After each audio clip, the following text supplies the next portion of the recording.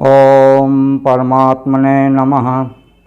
कृष्णाय वासुदेवाय हरे परमात्मने प्रणतक्लेशनाशाय गोविंदाय नमो नमः। प्रिय मित्रों, मैं उपेंद्र नारायण मिश्र यूट्यूब चैनल के माध्यम से आप सब लोगों का हार्दिक स्वागत करता हूं, अभिनंदन करता हूं।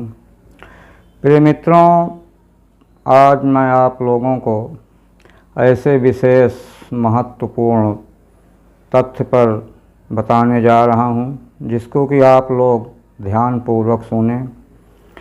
प्रिय मित्रों, पर्व त्यौहार जितने भी हमारे हिंदू धर्म के अंतर आते हैं उन सब की अपनी अलग अलग मान्यताएं हैं और उनके पीछे कई ऐसे रहस्य छिपे रहते हैं जिनके विषय में आप लोगों को जानकारी नहीं होती हैं और प्रायः सभी लोग जो है अनेक प्रकार के समस्याओं से घिरे रहते हैं। उसका निवारण की जानकारी न होने की वजह से परेशान रहते हैं। अनेक प्रकार के पारिवारिक कष्ट भी झेलने पड़ते हैं। तो फिर मित्रों, आइए मैं आप लोगों को ये पर्व त्यौहार जो मनाए जाते हैं, ये नाग पंचमी का जो पर्व है ये बहुत ही महत्वपूर्ण माना जाता है। इस वर्ष नाग पंचमी का जो पर्व है वो 2 अगस्त 2022 को पड़ रहा है। प्रिय मित्रों, नाग पंचमी श्रावण शुक्ल पक्ष को होता है। ये बहुत ही महत्वपूर्ण पर्व है। वैसे तो हर तिथियां जो है हर 15 दिन में आती हैं। कृष्ण पक्ष में भी पंचमी होती है और शुक्ल पक्ष में पंचमी तिथि होती है। लेकिन जो श्रावण मास की पंचमी है इसको नाग पंचमी कहा जाता है। इसमें नाग देवता की पूजा की जाती है। नाग देवता का पूजन करने से नाग देवता प्रसन्न होते हैं। तो मैं आप लोगों को आज इस विषय में बताने जा रहा हूँ। जो लोग इस प्रकार की समस्याओं से ग्रसित हैं, परेशान हैं, वो कृपया ध्यान दे करके इन मेरी बातों को सुने। जिनकी कुंडली में काल सर्प दोष हो वो लोग इस दिन पूजा करने से उसका निवारण होता है। जिनकी कुंडली में पितृदोष हो या नाग देवता के द्वारा श्रापित कुंडली भी होती है, जिसके द्वारा मनुष्य के घर में अनेक प्रकार की परेशानियां, व्याधियां, रोग ये सब परेशान होते हैं। और जिनके यहाँ मान लीजिए पूर्व जन्म में गलती भूलवश आपने किसी सर्प को मार दिया है तो उसका भी दोष आपके ऊपर आ जाता है। तो इन सब के निवारण के लिए नाग पंचमी के दिन नाग देवता का पूजन करना चाहिए।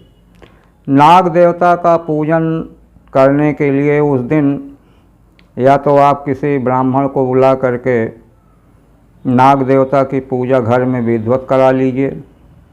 यदि नहीं कराते हैं तो आप दरवाज़ा के बाहर दोनों तरफ गाय की गोबर से सर्प की आकृति 2-2 बना देना चाहिए दोनों तरफ। और सर्प की आकृति बनाने के बाद में फिर उनका विधिवत पूजन करना चाहिए। उसमें पहले आप गंगा जल छिड़क दीजिए, दूध छिड़क दीजिए, हल्दी, रोली, चंदन लगा दीजिए और धान का लावा थोड़ा सा ले लीजिए, धान का लावा चढ़ा दीजिए।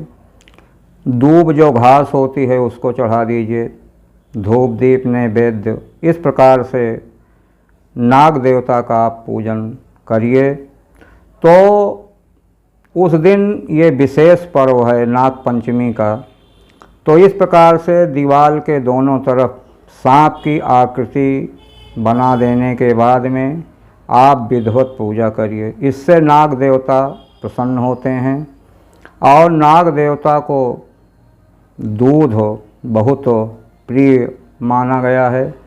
नाग देवता का प्रतीक राहु का भी माना गया, तो राहु इससे बहुत प्रसन्न होते हैं। जिनकी कुंडली में राहु परेशान कर रहे हैं तो राहु के कष्ट के निवारण के लिए भी नाग देवता का पूजन करना चाहिए। यदि घर में आप किसी ब्राह्मण को बुला के कर रहे हैं तो वह नाग देवता की आकृति 2 बनानी चाहिए। उसके लिए जौ के आटे का भी आप बना सकते हैं।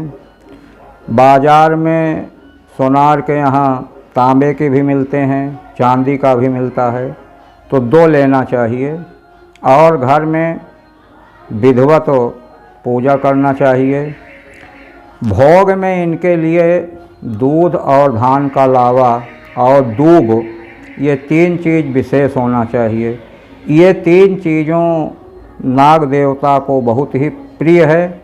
और इस प्रकार से ये जो नाग पंचमी के दिन जो व्यक्ति श्रद्धा विश्वास के साथ पूजन करते हैं, नाग देवता प्रसन्न होते हैं।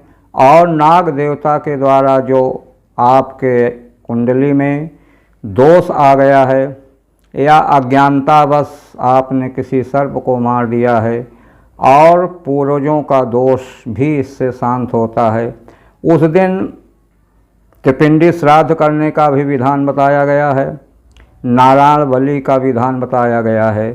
तो त्रिपिंडी श्राद्ध करने का भी बहुत बड़ा महत्व होता है। तो नाग पंचमी एक विशेष पर्व है। तो इस प्रकार से आप लोग इसका पूजन करें। पूजन करने से आपकी सभी मनोकामनाएं पूर्ण होंगी और कुंडली में जो दोष है उसका भी निवारण होगा। आपके जीवन में जो व्यवधान हैं वो व्यवधान दूर होंगे। वो व्यवधान चाहे शिक्षा संबंधी हो, चाहे व्यापार संबंधी हो, चाहे नौकरी के संबंध में हो। तो कभी कभी इन खराब योग के कारण उन्नति नहीं हो पाती है, अनेक प्रकार के व्यवधान आते हैं। तो उन सबके दोष के निवारण के लिए नाग पंचमी के दिन नाग देवता का पूजन जिस प्रकार से मैंने बता चुका हूँ, उस क्रम से नियम से विधि के द्वारा आप पूजन करेंगे तो ज़रूर आपका कल्याण होगा। प्रिय मित्रों, ये मेरी बातों को आप अपने इष्ट मित्र परिवार के लोगों के साथ शेयर करें। और यदि ये मेरी बात अच्छी लग रही हो तो ज़रूर सब्सक्राइब करें। फिर अगली कड़ी में मुलाकात होगी। धन्यवाद।